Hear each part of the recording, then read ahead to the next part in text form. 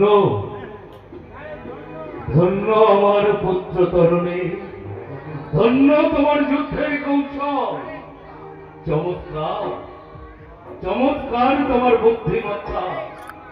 আমাকে আমার প্রভু রামচন্দ্রকে তোমার বাক্যবাণে উত্তেজিত করে তুমি সুকৌশলে যুদ্ধ করতে করতে তুমি এখান থেকে চলে গেলে। ধন্য ধন্য পুত্র, ধন্য তোমার বুদ্ধি, তোমার মনোবাসনা আজ নিশ্চয়ই পূর্ণ হবে বলছি।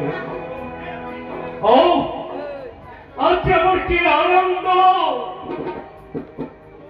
আজ আমার নবম বর্ষীয় পুত্র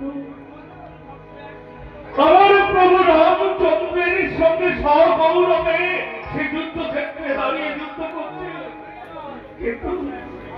কিন্তু আমার চোখ দুটো এমনি করে জল হয়ে আসছে। এই দৃশ্য